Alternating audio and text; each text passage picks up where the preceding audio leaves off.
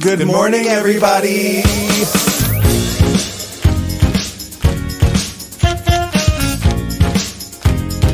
Wake up. Wake up, wake up. In Provincetown.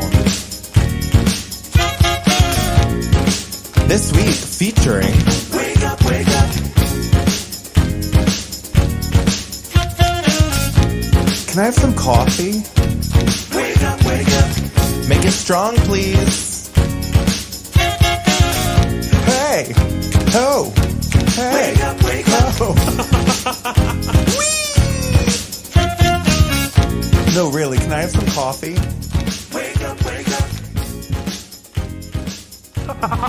Wow. Good morning, everybody. It's Friday, January 6th, 2023. Yeah. Happy New Year. Happy New Year. It is the first show of the new year. We've got a huge show for you today. You guys are Huge. not going to believe who we have on the show today. We've been tracking this person down for years. She's going to get up here in about half an hour and lie to you and say that I only ever asked her once at the very beginning of this show. It might be true, but in my mind, I've asked her every week for 3 years. It was a standing invite, so every moment that passed was her denying us. That's what I said. Yeah. I was like, when I asked you, and you were like, oh God, no, I'm camera shy. I said, we want you more than anyone else. Please let me know when you're ready for this. And that time is now. Did we tell them who it was? Not yet. It's Provincetown's second favorite bartender. According to the P-Townie poll, Yeah. indisputable. Yeah. It's Maria Morelli. The Maria Morelli. The Queen of P-Town. Beloved pillar of the community. I mean, and so many people call her the Queen of P-Town, and to be, it's odd to be like a woman in P-Town and be the queen, because there's so many queens in this town, you know? You know who you sound like? Who? That. This headline. Stop. We'll talk about the newspaper later. Yeah. But we're really excited to talk to Maria. If you don't know who she is, you're going to find out in a little bit. Can you imagine? No, I can't. Well, there's people out there watching from all over the world. Yeah, that's true. By the way, thank you, Bob Lowe, for the lovely Christmas present. There's going to be a package coming to you really soon. Yeah. How was your week? It was cute. Yeah? Yeah. What happened? I mean, your first week of the new year. Last weekend I drank more than I've drank in years. Why? It was New Year's. You got to. And I was like, fine, I'll do it. Where'd you go? What'd you do? Who were you drinking with? Well, Thursday night, I know I mentioned it last week, but I went out to Mackenzie's birthday party at the Wave Bar, which was so much fun. That was a blast. All the performers were there. Austin was hosting. Mackenzie was there, just kind of vibing. But yeah, Kai Crissal was amazing. Who else did we see? Rebecca Orchant was amazing. Then I had to wake up and do the show, which was a struggle. Then I worked at the brewery after that, and then that evening I managed to get a reservation for Chef Liam's ramen pop-up. How was the ramen? It was so good. Yeah. That's going to be every Saturday at the Crown and Anchor for the foreseeable. Yeah. Can I get a head nod in the back row? Yes? They're not paying attention. Yeah, great, thanks. Ramen every Saturday Yeah, so at the Crown and Anchor. At the Crown and Anchor, be sure to check that out. It was really, really good. Then we scooted, me and Benji came over here to the brewery where Sam Sewell was doing a dance party. That was a lot of fun. And then I went to the Vault. Oh. Yeah. On Saturday? On Friday night. Oh, okay. Oh, we're not even to Saturday No, yet. that was just Friday. Oh my know, God. It's crazy. I drank so much. I mean, honestly, when I say I drank so much, like throughout all that, I had like a glass of white wine and 2 Bud Lights. But 4 locations on Friday. How did you even make it to Saturday? Well, then Saturday, the morning was low key. I went for a little walk, and then I went over to Sam Sewell's and Carmen's apartment to watch the fireworks, which is super cute. The best thing about hanging out with Carmen, not the best thing, there's 1,000 amazing things about hanging out with her, but one of my favorite things is she always has killer wine. Hey. Yeah. That's a perk of working at Perry's. Yeah, and Sam was making these like delicious little like salmon bite things that were so good. And that was a great spot to watch the fireworks. She kind of lives over on like kind of right over here at this intersection. So it was a really great view of the fireworks. The fireworks were fun. You could see more of them than I thought we were gonna with all the fog. Definitely. And because of the fog, it was kind of beautiful because every time one went off, it like lit up the sky that color. I have a little video of some of the fireworks later that will show you. Where did you watch the fireworks from? From behind Trevor's head at the Crown and Anchor. That's where I watched the fireworks from. Wow. No, so we were in a suite at the Crown and Anchor, a bunch of us, and Trevor and Tim were standing right in front of me doing that cute couple thing, like kissing the top of his head, and I was like trying to take a video, and I'm like, okay. All right, it's just now a video of these guys kissing each other's heads. Hot. It was really sweet. Did you do anything Friday night? Oh, I did too much on Friday night. What? 4 locations too much, or? Yeah, actually. Well, I made dinner for some friends, a couple of people who missed the Thai pop-up that I did at Heaven. They were like, we really want to try this Thai food, so I made some food for people that didn't get it the first time around. And then, of course, we were like, let's hit the town. And I knew that I couldn't go crazy on Saturday because I had to work on Sunday for Kelly Fields. So I was like, Friday was my night out. And we went to, well, we were trying to go to the Wave Bar, but by the time we got to where the Crown and Anchor is, oddly, the owner of the Crown and Anchor was across the street, like in front of the tarot card reading place. And we were like, we're coming to see you. What are you doing out here on the street in the rain? And he was just like, just getting some fresh air. Cute. So we hung out on the street. We literally, 15 of us standing in the street just talking. And I was like, is this out? Am I out? Is talking in the street in the rain going out the night before New Year's Eve? Was that late? It was close to 12. I think that's when I was leaving the vault to go home, and I saw this big group of people, and I was like, no. Yeah. So we went to the A House. Cute. Which was really fun. Yeah, so I had a great time Friday. Saturday was super low key. I did go to Lazarella for a few minutes before I went home, but Sunday was a long work day, and it was a job that I've never done before, so I wanted to be really well rested. I wanted to be early. You know how I am at work. I'm the always 2 minutes late guy. Oh, I thought you were going to say you're always early. I was like, what the? No. I will concede. That is one of my New Year's resolutions, is to be 2 minutes earlier than 2 minutes late from now on. Oh, wow. Pretty good, right? Right on time. The bartending staff at the Reddit is very, we're all the 2 minute late people. Not Tommy. Not Tommy, I know, But the rest of us, let's work on that this year. I'm going to be earlier to work this year. We got it all done. Yeah, we did. But Sunday was wild. Early for my 11-hour shift? I don't think so. Oh my God. But Sunday was a really wonderful learning experience. Kelly Fields was doing a put some South in your mouth brunch at the Crown and Anchor Saturday and Sunday. Really, really amazing looking and amazing tasting food, like fried oyster Benedict with collard greens and okra and etouffee and just all these amazing things. And I'm back there plating together avocado toasts and salmon plates and just being like, I'm a chef now. Kelly was like, here, I did it all for you, just put it together. And I was like, I'm a chef. It's You're great. do this. Yeah. Garde Manger is my favorite station now. Is that French for putting things on a plate? That's the French for they did it all for you. Ooh, okay. Kelly did all the work for you. You just put it on a plate. Cute. No, it's super fun. Yeah. New Year's Eve, I actually, not that I stayed in, but I went to a house party. I didn't make it to any club or bar. Through midnight? Through midnight. I was at my friend Leon's place who had a little gathering, and literally as I was kissing people for the New Year's and celebrating, I was slowly backing up towards the door. I think I was in bed at 12:10. But because the fireworks were so early, I started drinking at 4. So the fact that I made it to midnight alone was a feat. You did it though. I did not. I was asleep by 11:15. And then I woke up the next morning and went to Kelly's brunch. What did you I have? decided to enjoy rather than work. What did you have? I had the short rib over grits. Oh, the hangover bowl. It was so good. That was phenomenal. That's what I wanted. Our table got a few of the chicken and biscuits, or not the chicken and biscuits, the biscuits and sausage gravy. and Yeah, biscuits and gravy. We got a few of the banana breads, and then I think we all got the hangover bowl except for 1 or 2 people. But the hangover bowl was phenomenal. Everything was phenomenal. Yeah, well, yeah. Everybody got real. Everything that everybody had that they told me about, they loved, and it was a really fun thing. And hopefully Kelly does it again this winter, and maybe this. Who knows what's going on? Pop-ups are the thing now. Have you noticed? Yeah, it's the off season. It's ramen here, brunch there, Thai food here, I love Mexican that. over there. I love it too. I was walking through town on Thursday, and I walked pretty much the full length of Commercial, and I think the only 2 food establishments open this past Thursday were George's and the Canteen. 2. Which, on a Thursday. I think a lot of people, I know Tin Pan is just taking a week and a half off before they get back to it. Right. Squealing Pig, I don't know. Are they taking the whole winter off again? They usually take 4 to 6 weeks off to paint and do some renovations. Cute. So they're going to come back, but they're a staple that we are without right now, much like Finizzi's for different reasons, of course. But that's 2 everyday places, lunch and dinner, that we don't have. Yeah, and it was Thursday, so I'm sure Sears and Sal's was open. I didn't make it down that far. I'm sure Liz's was open, P-Hop, places like that. There are places open, but because it definitely everyone takes a little break after New Year's, and we felt it. Yeah. I also got all 3 of the desserts at Kelly's brunch, which are phenomenal. Oh, that was my station.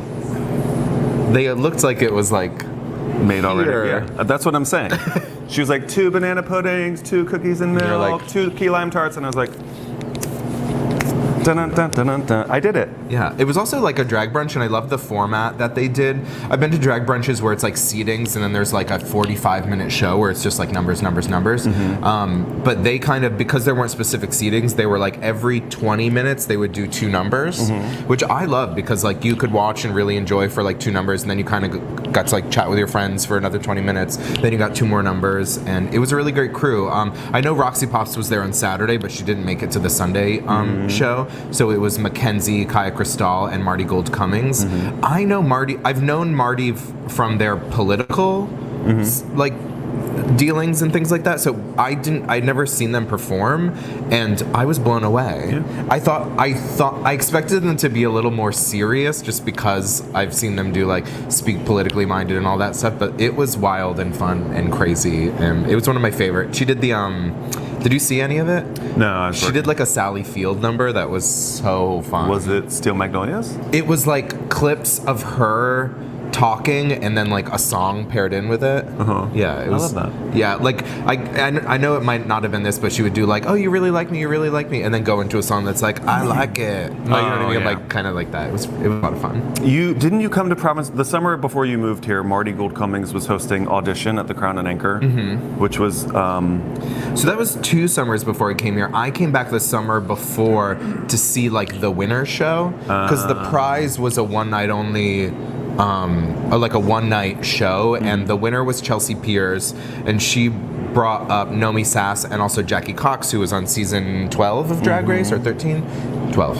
And they did a show, but my really good friend Bang, Chris Casivalon, was I think they got 3rd place in it, so they got to be a part of the show, so I came out to support them, and it was a lot of fun. That was a good summer for Marty. They hosted? Yeah. Well, it was like Kevin Aviance, Marty Gold Cummings. I think Jonathan was one of the producers of it as well. Audition. Wow. Remember that? Controversy. Was it? Was Oh it? my God, yeah. Oh yeah. We don't have to get blacklisted. Jonathan got kicked out of Showgirls for producing another talent show on a different night. It was a different night. It was like Monday was Showgirls, Tuesday. It was shade. Is that why you smashed a chair over Ryan's head? That wasn't John. Oh wow. Right. Yeah. Can you hear what he's saying off camera, everybody? The true Hollywood story of Provincetown. It was a wild summer. I will say that summer I performed at both Audition and Showgirls, and I won at Auditions and did not win at Showgirls. So it's where my loyalty lies. Oh my God. Just kidding. Just kidding. That's a joke. Speaking of Drag Race, isn't there a new season starting tonight? Yes, tonight, January 6th. What else could ever happen on January 6th?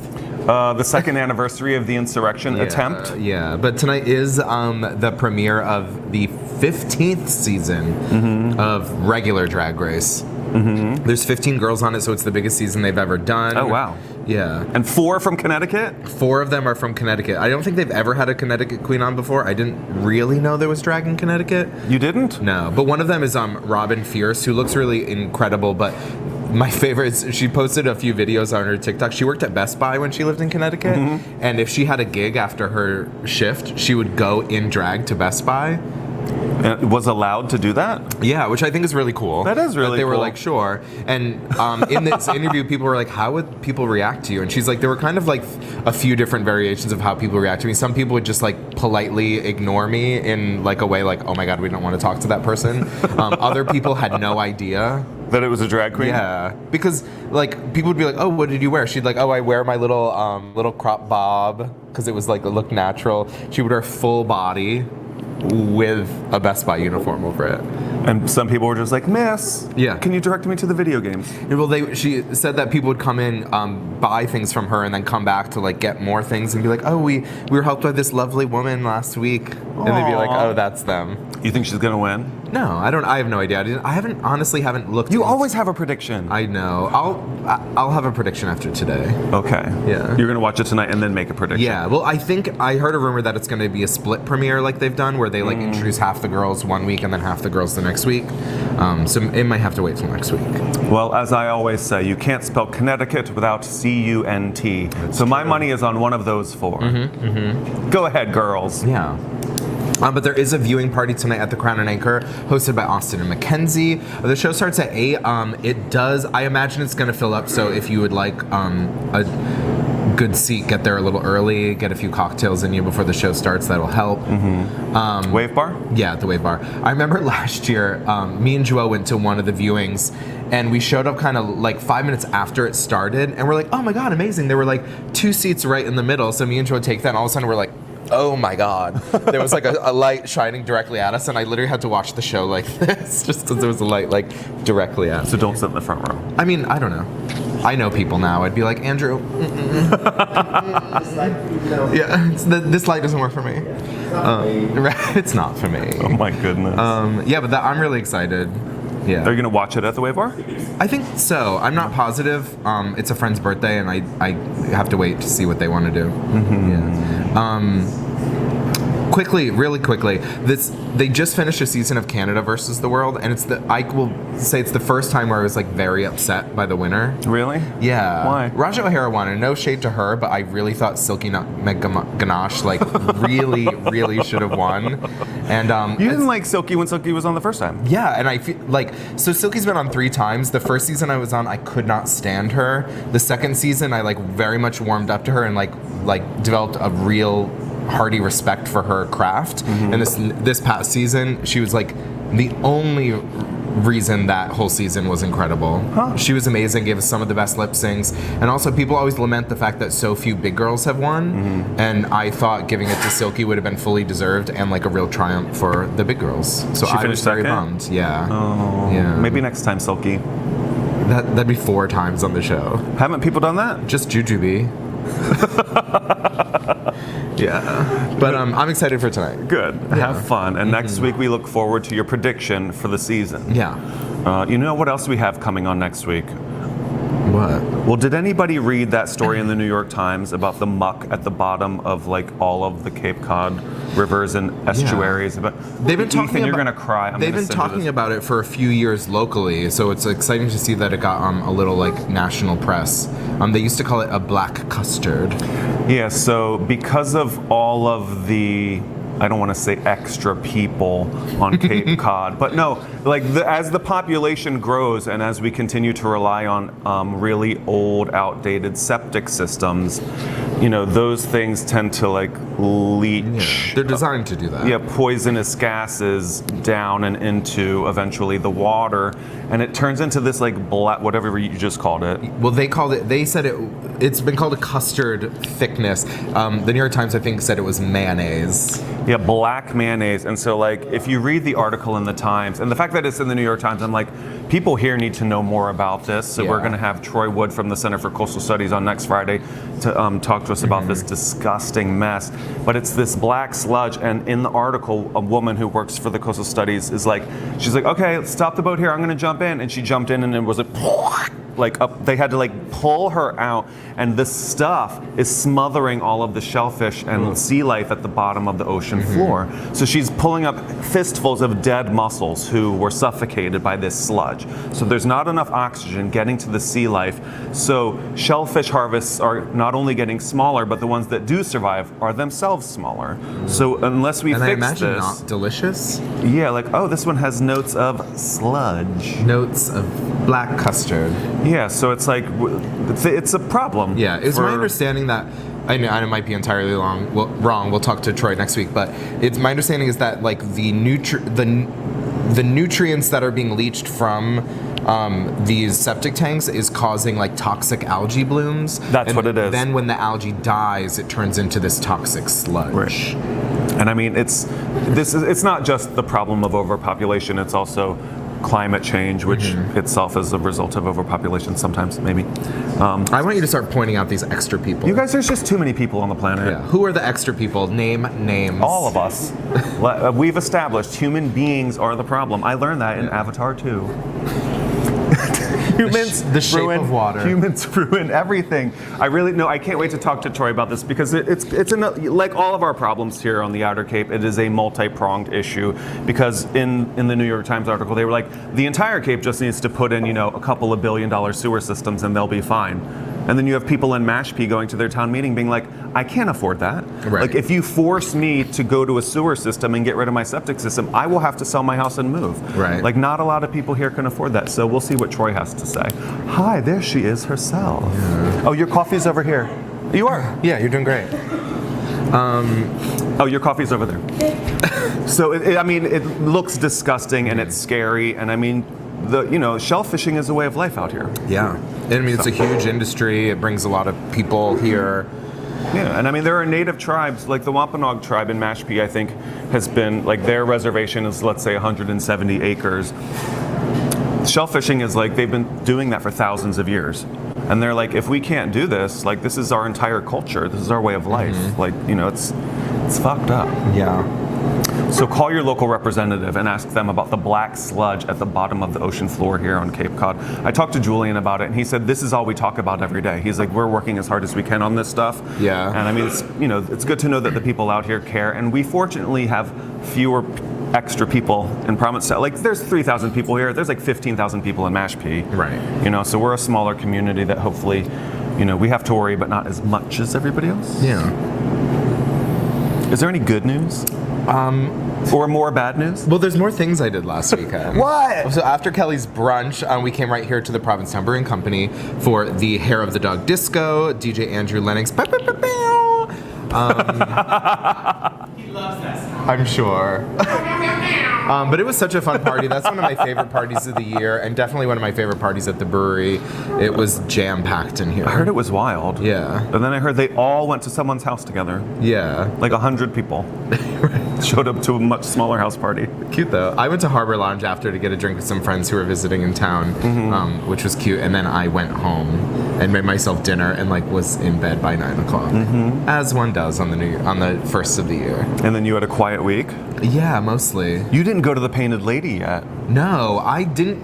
I had heard rumblings that they were doing a pop-up at the local space, but no real details. And then when I was doing that walk on Thursday, I saw their sign up. It looks really cute, but it wasn't open. I guess they're not going to Friday be open. through Tuesday, so they will be open 5 nights a week, starting at 5 o'clock. We went on Tuesday just to check it out. Cute. It is at Local 186 Commercial Street. And it is the culinary team that has been part of the company for a while. Todd and Heather are running it. They've been running that location for a while now. And they're taking a break from making the burgers that Local is famous for.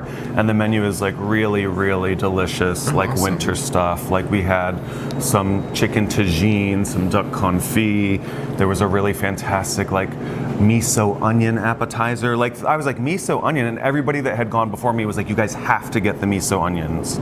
Okay. I know, it's not words Right. together that I would be like, I have to have that. But when everybody I want to eat an onion. Right, but it was so good. It's just, melt in your mouth delicious. No, I'll give that a try. That Definitely sounds great. go. I love miso. And they have some fun events coming up that they told me I'm not allowed to mention yet, but there's going to be some surprises over there. Okay. So definitely check out Local, the Painted Lady, this winter. Yeah. Me and Bob hosted trivia last night at the brewery. It was super cute. It was a really good crowd. I was worried it was going to be not a good crowd, considering Why? just everyone's burnt out from New Year's. Yeah. People lay low. I did nothing for 3 days after the New Year, but it was a really fun crowd. We had a couple birthdays. Sean Gardner from Pop and Dutch was here celebrating his birthday, as well as Todd Flaherty, who hosted with me a few weeks back. Happy birthday, Sean and Todd. Yeah, it was cute. Yeah. Do you have a birthday call? I don't have this person's number. Who is it? It's got Martina. Oh, really? Today? Yeah. Oh, we'll call do him. it, yeah. We'll call them later. Okay, perfect. What else do I got? Oh, do you want to talk about the scandal of the week? What's the scandal of the week? It feels like there were a lot of scandals, but this is my scandal. The Rolling Stone magazine released its list of the 200 greatest singers of all time, and it kind of makes me wonder. Sometimes I'm watching TikTok videos where people are ranking things like albums. Yeah. I'll see an album I love and they'll rank all the songs, and they'll pick a song as the worst song on the album. Yeah. And it'll be a song that I love. And then I go to comment on it, and I'm like, all the comments are complaining that they ranked that song so low. And I wonder, if they did that on purpose so they could get people to comment. Right. And I wonder if Rolling Stone made this list knowing people were going to be confused and upset and frustrated, because it's kind of wild who was included, who wasn't included, where people landed on the list. Aretha Franklin was number 1. I don't think many people would argue with that. I'm fine with that. I'm fine with that. It's not who I would pick as number 1. Who would you have picked as number 1? Mariah. Yeah. I mean, she's the greatest singer of all time. She is. That's a fact. Ethan, period. who's your greatest singer of all time? In terms of vocals, I'm right there with you. Beyonce, Ethan said says, Beyonce. who finished number 8 in the Yeah. Rolling Stone poll. She did make the top 10. I would have put her higher, and I do feel like Beyonce, the only reason she's not always included in the discussion of greatest singers of all time is because she's also amazing at everything else. Like when people talk about the greatest singers of all time, you think of people like Aretha, Mariah, and Whitney, and not that this is all they do, but they're very much, they stand there, they sing. Like that's their shtick. So it's like, oh, they're singers. Where Beyonce is singing just as well as all those people, but she's also dancing as good as the best dancers, performing as well as the greatest performers of all time. So it's like, to call her one of the greatest singers of all time almost feels like selling her short. You know what I mean? Interesting. I'm not a huge Beyonce fan, but objectively I do think she's the greatest singer performer of all time. Yeah. She's up there. The most glaring omission, though, and it's insane. I feel like they're punking all of us. They left Celine Dion off the list of Completely the 200 off the list. greatest singers of all time. Not anywhere on it. Not in the 200. And like people that were included were like Taylor Swift. Taylor Swift, who, like, say what you will about Taylor Swift, she is who she is. She's an incredible performer, singer, blah, blah, blah, but like the greatest singer? I don't know. Kelly Clarkson was like barely made the list. 198. Yeah, and I would have put her in the top 10. Liza Lot is in New York City right now with a machine gun, hunting down whoever put Kelly Clarkson at 198. Oh I my can God. tell you that. I love Kelly Clarkson. No, so does Liza. Kelly can sing. Yeah, and as people started to get frustrated, they released a statement and they were like, you guys have to remember, this is the greatest singers, not the greatest vocalists. And I'm like, What's that even mean? I don't know what that means. The only thing I could really think of, like, to separate them out, like, singer is like the intersection of vocalist and performer. Well, But they that also just makes said- it more confusing why Celine Dion isn't on the list. They were like, talent is impressive, but genius is undeniable. And these 200 people are geniuses. And I was like, who's working at Rolling Stone anymore? Yeah, it was. I'm trying to think of the people where I was like, okay. You're going to kick Celine while she's down? Yeah. Aaliyah was on the list, and I love Aaliyah, but greatest singer? I don't know. Sting, not on it at all. Right. Dionne Warwick, not on it at all. Like, Was, absolute legend. Was like Patti LaBelle on it? Patty was. Okay. But not high Shaka enough. Khan? Shaka Khan was on it. Ella Fitzgerald? Ella Yeah. was on it. Yeah. Yeah, but like I would've Aaliyah put- was better than Shaka Khan, and I That's was like, insane. Yeah, get me out of here. yeah, Louis Armstrong? yes, Okay. he yeah, was. Yeah. Sam Cooke was like third. Sam Cooke was the highest male. I could have been fine.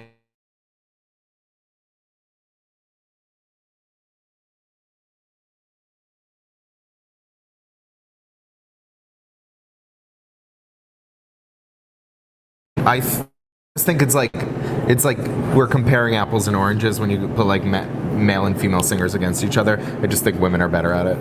Controversy. Amy Winehouse was like on it. 80-ish. She only made 2 records. She would, had she lived, I think she would have been higher. She up was on that also like 5 points above Frank Sinatra, which is like, it's just, if they're going to do the Yeah. 200 greatest singers of all time, do like the top 10 and then 190 others. Like, there's no need to rank, like to split hairs between like. Right. But also have a couple of singers on the board rather than just music journalists. Yeah. You know? Yeah. Like, get Mariah's opinion, then Mariah would have been number 1. Mariah would have been number 1 through 200. Mariah 90 to 92, number 1. 94 to 98, number 5. Oh my god. But check it out. It's an interesting read, and you can get your own opinion on it. I mean, it got the result that they wanted. We're talking about it. The day that it came out. But that's what I mean. I wonder if they like did this so that we would all talk about it. Like, I went to the Little Bar that night, and you know Paul Sullivan, the local journalist. His mom was visiting. He brought her to the Little Bar. They've never been out together for like a drink in a gay bar. Interesting. And I was like, nice to meet you. Did you see Rolling Stone this morning? I'm like, the first thing out of my mouth was Oh my this God. stupid thing, and Paul's like, you care a lot about this. I'm like, I do. He's like, I'm a real journalist. Sarah Brightman. Where's Sarah Brightman? Sarah Brightman was not on the list, but I'm kind of good with that. You love Sarah Brightman? No one loves Sarah Brightman except for Andrew Lloyd Webber. Someone just commented Sarah Brightman. Interesting. The viewers have spoken. Our viewers have spoken. Think of her. Who? Pavarotti, right? No, they omitted a lot of like no opera singers, like Wasn't those classic vocalists. Sarah were not- Brightman was the voice of the diva from The Fifth Element, right? Was she? I think so. That's a deep dive. That is not a deep dive. That is on the forefront of my mind always. Fifth Element? I wake up every morning and I think of the diva from The Fifth Element. Oh my God. Yeah. Can I give you one more controversy from this week? Yeah. This was my own personal blind item. Oh. So I have to apologize to another beloved pillar of the community. I won't name this person, but I was driving down Bradford Street the other night. It was dark out. I was going the speed limit, which is 20 to 25 on certain parts of Bradford Street. And I came to a place where a person was, there's a lot of like little side streets where you can't see if a car is coming. And the person, if they are coming, they should probably like eke out a little more just to make sure nobody's This person literally went, pew, like in a way that I'm like, they didn't look, they definitely didn't stop at that stop sign. People do that. People do that, but I almost hit them. I was like inches from crashing into the side of this person's car. So I followed them home. Crazy. No, Insane. because it was literally That's how you get shot in They were the like face. not in Provincetown. They're like pew, and then their driveway was not far from where. So I literally just had to I went another 50 feet and stopped, and I like waited. Didn't even turn my car off and waited for the person to get out of the car. And as they stepped out of the car, I was like, was that really Oh, hey, it's you. How are you? Oh, I'm so sorry to hear about your family. Yeah. And I would just like to, the person is watching this, I'm pretty sure, and I would like to apologize to them because I love them. And had I known it was them, I probably would not have followed them home to yell at them. There's not many people who could cancel Bob in this town. This person is fully one of them. I just want to remind everybody that it is important to drive carefully and thoughtfully and stop at the stop signs and look both ways before you cross the street. I had a small traffic incident this week as well. You didn't hurt anybody, did you? No, I was leaving the gym, and it's hard to pull out of that street there because there's hedges, so you kind of have to pull really far out That's what I'm before you can. saying. Right. Yeah. And there's a lot of intersections, especially around Provincetown, because hedges are really important here. And so I have to pull out a little far, and maybe, probably I was a little farther than I should have been, and there was a fire truck coming, and they came to a full stop, waited for me to back up, and they easily could have got around me, and the whole time the person in the passenger seat's just mean mugging me, and I'm just literally But you had to do what I Right. wanted this person to do. You have to sometimes, because of those hedges. yeah. Do we have a hedge problem and an overpopulation problem in Provincetown? Right. Next We're week on Wake Up. overpopulated with hedges. Okay, I have news stories now. What? Talk. We spoke about this movie because the trailer came out and it went viral. The horror film Megan. Oh, Do you remember yeah. it? That comes out today, doesn't it? comes out today. I'm going to Hyannis tonight. I need you to explain to me how they're already making projections of how much money it's going to make in its opening weekend, considering it opens today. So in the film industry, they factor in how many screens is it's opening wide, more than 3,000 screens or Okay, whatever. yeah. And based on test audiences, audience reactions okay. and stuff, they're the people we've shown it to love it. We think it's going to do great. Plus, it did technically. There were probably some midnight screenings yesterday. Right, okay. So they have some kind of indication. Yeah. So So people are loving the movie. Great. I can't wait. It has a 96% on Rotten Tomatoes, which means 90%. 90 per 6. Damn. For every 6 people, 90 of them like it. No, for every 96% of professional reviewers enjoyed the movie. They very much talked about how it plays really well, the comedy and the horror. if you saw the trailer, like it was campy and a little kooky and funny, but they like a lot of the reviewers said that like they hit that spot perfectly. They expect it to make $20 million this weekend. It's pretty good. Considering the whole budget was $12 million. Yeah, it's getting. So that's great. The first time I saw it, I mean, we came on here and talked about it right away, and I was like, we have to go see this. Yeah. I mean, any movie about an animatronic doll that kills people. I'm like a fan of Child's Play from 1988 or whatever when the first one came out. And it looks like a really fun update of that. Yeah, and if you're gonna have a doll killing people, there's got to be humor in it. You can't take that too seriously. Yeah. One of my favorite tweets I saw about it is a close-up picture of Megan, and they were like, "I love how they made her wig look horrible so that the gays wouldn't have a hard time dressing up as her for Halloween." Rude. I love it. Are you gonna? We have to go see it. Oh I'm yeah, going to see I it. love horror movies. This one seems a little campy and gay, so I'm in. Yeah. They announced a new MTV TV show What is it? yesterday. It's called The Real Friends of WeHo. On MTV? So it is from the same production company as The Real Housewives and also Summer House, which is Summer House is kind of a Jersey Shore spin-off. But it follows the lives of 6 friends in West Hollywood. So the cast. Jonathan just left. There's 2 or 3 fairly notable people in my mind, people that I know of. So one of the first one is Brad Goreski. Brad Goreski kind of like was put in the pop culture zeitgeist by being Rachel Zoe's assistant when Rachel Zoe had her television show. He's now a permanent judge on Canada's Drag Race. Yeah. He's really cool. He's really fun. I think it'll be fun to watch him. He did say that his husband will be featured a little on the show. Do you know Gary Janetti? No. He's a really great like pop culture writer, so it'll be fun to see him on the show. Another notable is Todrick Hall. He's a Broadway performer and former judge of RuPaul's Drag Race and a music artist. He's performed a few times in Provincetown.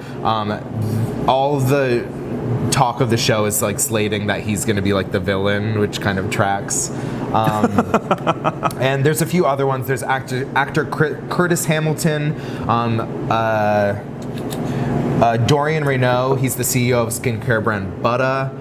Jonathan Bennett's husband, James Vaughn. Do you know Jonathan Bennett is Aaron Samuels from Mean Girls?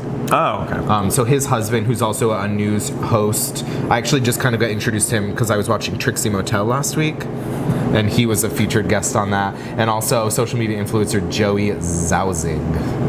Huh. When does it come out? I'm not sure. They just announced it yesterday. Okay. I'm unsure if this is going to work because they're like, oh, all the people who are watch The Housewives are going to watch this. I'm like, gay guys are not going to watch this. No, I doubt. And if they do, they're going to hate watch it, and it's going to ruin these 6 people's lives. But I do want to be cast in the P-Town spinoff. The Real Friends of P-Town? Yeah. Well, I mean, if it's the producers of Real Housewives, so this is even semi-successful, you know they're going to pop up in every queer space in the country. Man. Okay.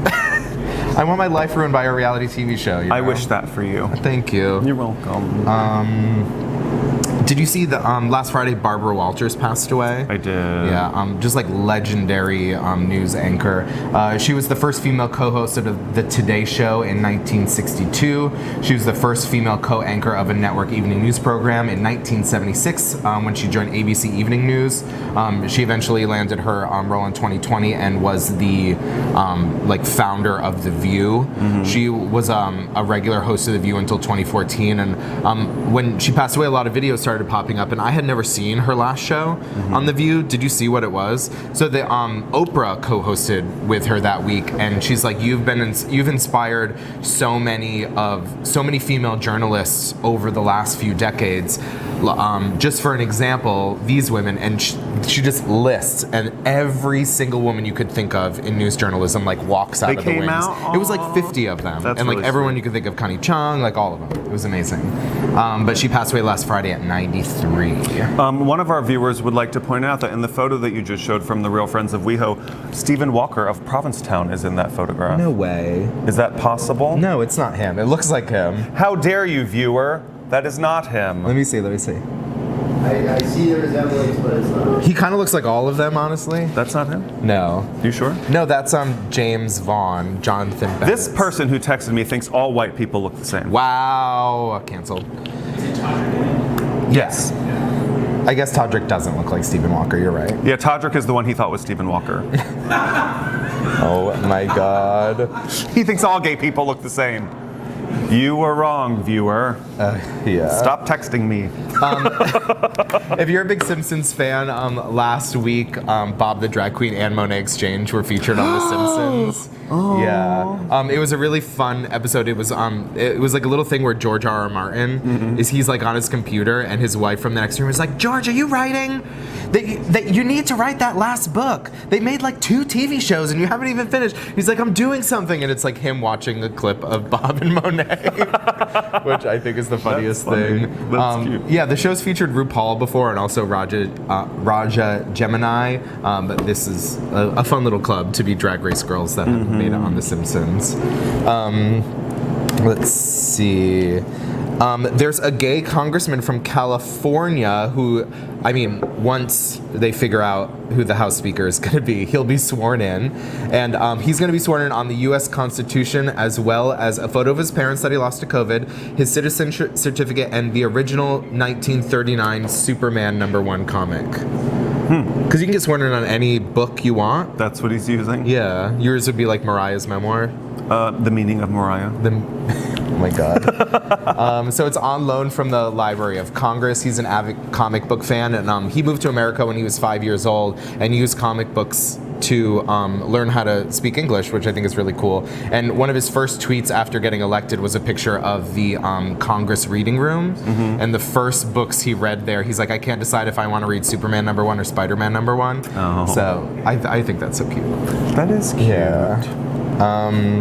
The polar bear plunge was last Sunday. Saw that on the cover of the paper. They had over 200 registrants, and they raised a record $17,000. That's pretty good. Their previous record was $8,000, so I love that they really blew that into the water.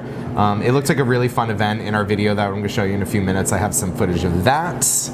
I have one more story. Hurry up, we need to move along. I know. Maura Healey got sworn in yesterday. You know what? What? The rest of the country could learn a lesson from Massachusetts. Yeah. Like outgoing, beloved Republican Governor Charlie Baker handing her 4 gifts, first lesbian governor in the country, taking something from a republic, like an actual peaceful transfer of power, friendship, gifts. Remember when that was the norm 8 years ago? No, I don't. So she got sworn in as the 73rd governor of the state of Massachusetts. She's the first woman governor in the state of Massachusetts and the nation's first openly lesbian governor. She spoke of the housing crisis in the state, the dire state of our transit infrastructure, which is definitely true, the pandemic, and also the climate crisis, which I think are 4 of the most important topics we could be talking about in the state of Massachusetts. Love you, Maura. Congratulations. Yeah, come to P-Town. Come visit. Brian Raffinelli's going to bring her to town. Slay. I love that. Awesome. I think that is all. You're going to show everybody a video of what happened over New Year's Eve. Yeah, I've got a weekend. short little mega mix of everything we all did this last weekend, so check it out.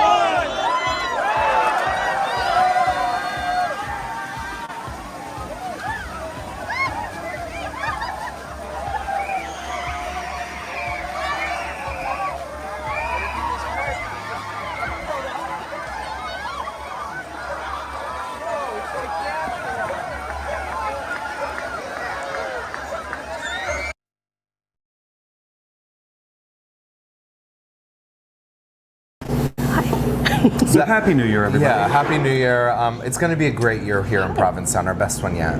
Please welcome to the show, Hey, beloved everyone. pillar of the community, Miss Maria Morelli. I don't know about that. Yes, you Hey, are. everyone. Thank you so much for making some time to come talk to us. My pleasure. It's been a while. Before you walked through the door, I was telling everybody how we've begged you every week for 3 years. That is a lie. When the show started, Bob Carey said, "Do you think you'll come on?" I was like, "Probably not." And that was it. Never heard from him again. Just so you know. Standing It was- invitation yeah. anytime you want. Yeah, it was a standing invitation, so every I'm kind of shy. moment you didn't agree was you rejected No, us. Harrison. Nope.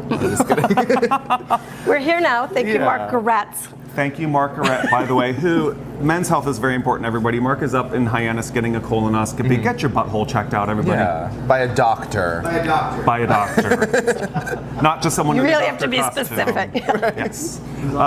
So for the maybe like, for the one person who's watching who doesn't know who you are, Lots of people I don't think that's true. Not our viewers. Okay, so anyhow, I don't know where to look. you can look into the camera, Or at us. say hi to the viewers. Oh, yeah. Look, Hi, look viewers. Yeah. so how long have Hey, you been in Andrew. Provincetown? 20 some odd years. I'm probably 23. 23? 22, yeah. And I think for most of the people that do know you, they probably know you from one of the many places that you've worked. Many. Currently, the boat slip. Yes. Still George's? Not George's this summer because they weren't delivering, but now they're delivering again. But then I was working at the A House, which has been a blast. Still at the A House this winter right now? Yeah, sure. Are you going to be there tonight? Sure. Yep. You can see Maria at the A House tonight. I had the pleasure of Tony bartending told with it. Maria over at Velvet a couple times this past summer. So fun. Yeah, I love that bar. I know. Especially because you're always behind there with one other person. I was lucky enough to work with all great people this summer, especially you. It was fun working with you. Yeah. Yay. And you're also on the Harbor Committee. Yes. And this is something that I really wanted to talk to you about today, community involvement and engagement. Yes. So you recently helped to coalesce a group of people to come and speak at a board meeting to talk about our housing crisis. That was really heartwarming, I have to say. I was at a point where I really was feeling defeated, and that meeting was amazing, right? Yeah, so many people didn't you? showed up. It was, Yeah. yeah. It was People were really so beautiful. eloquent in what they spoke. They Yeah. told some really great stories. They had really great suggestions. Really sad stories. Really great. I feel like Yeah. the energy is really, people are getting more involved. It's our community, and we all have a voice, and we all can do it together. Right? Like there's so many boards that have vacancies right now. If you go on the town website and look at town boards, there's a little thing that says town vacancies. Board vacancies, and you can look it up, and almost every board has a vacancy. There's an alert button that you can press, and you can get an alert on any meeting. Like all these meetings are important. Anybody can go to a meeting, anybody can voice your opinion, and it all matters, because if we don't do it, big developers and people that don't have the best interest of the community in mind are gonna do it. Right. So It's hard because a lot of times you'll think like, oh, I talk to so many people who are like-minded, so I know those opinions are being represented. But like at these meetings is really when you have to make your voice heard, because like if no one shows up with your viewpoint, 99% of people in town could agree with you. But if those people don't Right. show up, Right. and 5 people that disagree, that are on the other side show up, it's gonna seem like everyone has that opinion. Right. Right. Yeah. Yeah, and there's 2 coming up open select board seats. Yeah. You gonna run? No. Although you would be the 3rd person today Right. that has said it. And it's only 9 o'clock, And it's only 9 o'clock. Yeah. which means you're going to get asked Yeah. 100 more times today whether you're running. Have you thought about it? Much like Wake Up in Provincetown, where I was like, oh no, I couldn't possibly do that. I'm like, oh, I mean, maybe I would think about You it. could. Now that you've dipped your toe into this, I don't know, I mean, but honestly, like, community organizing seems to come naturally to you. oddly. I mean, I didn't know that I had it. Yeah. I love it. I love this community. You love people, you love Provincetown, you're easy to talk to, you're outgoing, shy too, but I mean, like, I think coming out anybody of it, yeah. anybody that knows you and loves you could have told you that you would be really good at this. Yeah. Thanks, Bob Carey. You're welcome. No, I'm just so happy for you and proud of you because, I mean, we're, I think, in a similar situation in a lot of ways where it's like, you know, we make our living selling drinks to people, and you could be potentially perceived as biting the hand that feeds you at some of these meetings. If you go up and you talk against, let's say, a developer who happens to be a regular at your bar, you know, and then some snarky asshole goes, you know what, this is going to result in a lot of unemployed bartenders.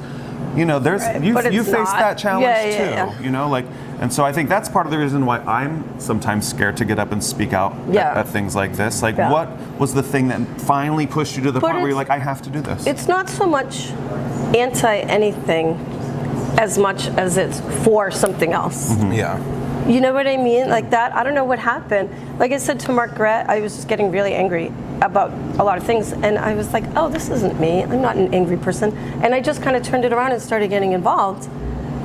And I'm feeling much better about a lot of things. But we have to focus, like what you focus on expands. So if we focus on a healthy, strong, year-round, supportive community, that's hopefully what we're going to have if we all do it. You know? That's the thing about Provincetown. I feel like everyone is welcome, but like there's a balance that everything has to maintain. Yes. And I feel, especially with housing, the balance is off. That's what's off. The balance is way off. Yeah. In a community, especially a tourist community, you need places for tourists to stay. You need places for workers to stay. There's going to be second homeowners. There's going to be people who live here. There's going to be people who are retired. And we need everyone. Mm-hmm. We need everyone. But when, like you said, once the balance starts getting out, the whole experience of Provincetown isn't going to be Provincetown. Right. Because the people that live, like, really make it aren't going to be here. That's what I always say. It's like these people who own second homes and stuff, there's a reason why they chose to buy in Provincetown, because we all know, like, there's a premium housing cost to live here. So you came here for a reason. What is that reason? And if you're not actively supporting the things that create that, then what is it worth to be here anymore? Right. You know? Right. Yeah. And it's like to your point of out of the majority work, of second I feel like there's a difference between a second homeowner who loves it here and an investor who just doesn't care. Right. Definitely. 100%. Yeah. To your point of like out of work bartenders, it's like there won't be like the whole, they'll be out of work bartenders. It's like, no, restaurants are going to close. So there's going to be like, we won't be out of work. We'll be at the 2 restaurants that are open, making boatloads of money, and you'll be in line waiting outside. Are you thinking about running for select? No. Why? Everybody says this to him too. Yeah, they do, but no. Why? I don't think I'm good at that stuff. What stuff? I'm on the visitor service board. I love it so much, but even like the way those meetings are run, I'm often lost. Yeah. Well, this is how we learn. Yeah. This is how we learn. Yeah, this is how we that's learn. true. But like at the visitor service board meeting, I'm like always trying to catch up with what's going on to the point where like I never say anything, because by the time I realize what's going on and want to say something, we're 2 points past it. Right. So maybe one day. Fair enough. When are the seats open? When's the election? May. So this spring, we're going to be seeing a lot of signs in the ground this winter and early this spring. Yeah. No. I'm not saying anything. No? I'm not. Yeah. There's nobody that you want to encourage to... I mean, there are people I want to encourage, and he knows who he is. I think That's I know all I'm going to say. I think there was one person at the housing meeting who, just the way they were behaving, I was like, they're going to run for select board. Is it the person that you're trying? No, I don't know. I don't know who you're talking We about. promised this person not to say their name. I think it's a different person. I think it's definitely a different person. But there was a person, like, even to the point where, like, as everyone was leaving, it was like he was hosting, like, thank you so much for coming. Thank you so much for coming. Like they had hosted the event. But reaching out to community-minded people is a great way of setting yourself up to run well for select board. So, and if there's anybody out And there this who's whole- watching who wants to be involved and doesn't know what to do to take that first step, what would you tell them? I would tell them, well, even the vacancies, just start watching meetings. Look up something you're interested in and see where the next meeting is, and go to it or listen to it, or send a letter. Say, I support this. Even something as simple as, I support this. Yeah. If you go to the Provincetown Independent website and go all the way to the bottom of their homepage, for each town that they serve, there's links that link you to all the town meetings happening that week, and they even include like little blurbs about anything they feel like is important. And that's how I keep up to date with anything that's going on, meetings and stuff, anything that I might want to check out. Also, I want to thank these guys at the Brewing Company for doing all the work that you guys do and all the donations and everything. I mean, it's really fantastic. Yeah. It's really fantastic. The Crown and Anchor, taking in the people that whose houses were ruined, that was awful. Everybody coming together for everybody in that storm. Like, it's the community is still here. We just have to support it. Yeah. Yeah, we can't forget about those people Yeah. whose houses were ruined. And in addition to boards, there's also Yeah. a lot of volunteer opportunities There's that we a were lot talking of about. volunteer opportunities. I'm going to the soup kitchen today. The soup kitchen is 31 years it's been there. It started when there was nothing here in the winter. It still goes today. It's a blast. The food is fantastic. They're always looking for volunteers. There's 2 shifts, the morning shift and the afternoon shift. Everybody goes there. I think there's a misconception that everyone's not allowed. Everyone is allowed to go there. It's also about community. You can donate, you can give money, you don't have to give money. If you have the means, give the money.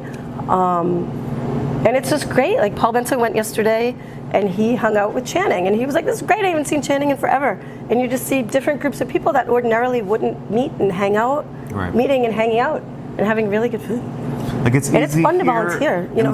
in the winter when it's cold and dark and lonely, it's easy to like stay home a lot and to think that there's nothing going on. But all you Yeah. have to do is step out your door, go to Yeah. something like the soup kitchen, and there's dozens Yeah. of people who just want to get out and be around Yeah. other people. Yeah, and then that starts your day. I mean, I went to the soup kitchen the other day and got home at 10 at night because I was like, it was beautiful out. I was riding my bike around and ran into this one and ran into that one. Are you on a same day every week schedule with them? Definitely every Friday, and I tend to pick up a bunch of days. Okay. Yeah, this week I did 4 days. Excellent. You must know our friend from here, Elaine, then, right? Oh my God, I love Elaine. she's I've my known favorite. Elaine the whole time I've been here. I've known Elaine. I love Elaine. Does she make desserts for the soup kitchen? Oh yeah. Okay. I got yelled at on Christmas because I think I ate one of the whoopie pies, and she's like, "Those aren't for you guys." I was like, "I'm sorry, I'm sorry, Elaine. I'm sorry. They're so delicious." Thank you, Elaine. Thank you, Elaine. I love you.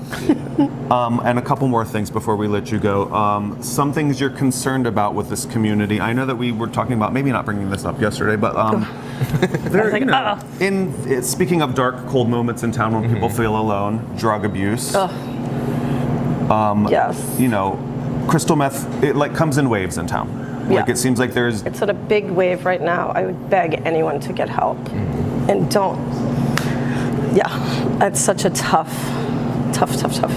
Yeah, go ahead, sorry. Well, no, I was just saying, like, these are, like, if you're not looking, you don't know. So, like, until you said that yesterday, I was like, oh, unfortunately is that see a it. problem right now? And apparently it is. Yeah. And so, like, we're, you know, there are resources that people can reach out to. Are there places in town where people can go for help? I mean, the support group, I would say, I know they think that the drop-in center, they've been talking about getting some mental health. Yeah. That was one of their Services goals together, when they right? got Yeah. the new space to expand to do that. Yeah, great. Yeah. I wish I had a more definitive answer to that. But I know that they're talking about that. And it's something that sort of gets swept under the rug a lot, and I just feel like we should feel able and open to talk about it. Yeah. You know, and even people. It's hard to watch. It is hard to watch, and I mean, I've known people who are like, "Well, I'm able to use it recreationally, and I don't have a problem." It's Yeah. wild. Yeah. So you know, Yeah. take care of yourself and take care of each other. I guess is the bottom Yes, line. please. Yeah. And insofar as your housing initiative went, like, what did you learn at that meeting? Oh Like, my what's God. next? There will be another one of those meetings with all the groups. They haven't announced it yet, but I'll let you guys know. And there's been a small group of us. We also don't have a date. It's tentatively January 20th, a Friday night. Actually, we're thinking about doing it here, actually, so I'll definitely let you know. Just an informal group to talk about what we can do.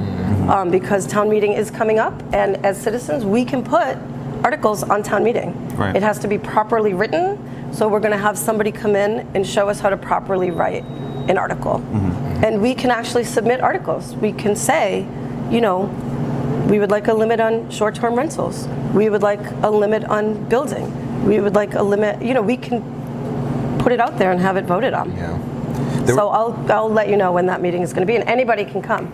Yeah, one of my favorite points that someone got up and made is they literally just listed all the things that other municipalities have done. Right. And I feel like the powers that be in Provincetown are a little scared of doing those things. Totally. But it's like, it's time for the community as a whole to step up and be like, we need these things for the health of our community. Right. and Because tourism is our biggest thing, and I mean, you guys are we're all in the tourist industry. Yep. But if eventually it gets to the point where that's it won't be sustainable. Right. Well, the tourism industry is an industry. It's Right. not just tourists coming to town. Right. There's another side of that. There has to be people to Right. serve those tourists, to Right. be the bartenders, tour guides. I mean, and that even goes to like Department of Right. Public Works. Like there's Oh, totally. Like, those I mean, because we people are actually also still need, a town, yeah, right? those people need places to live, to empty the trash cans around town and keep our Right. streets clean. And for those Right. tourists, like there's Right. a side of it that has to maintain the tourism industry. Right.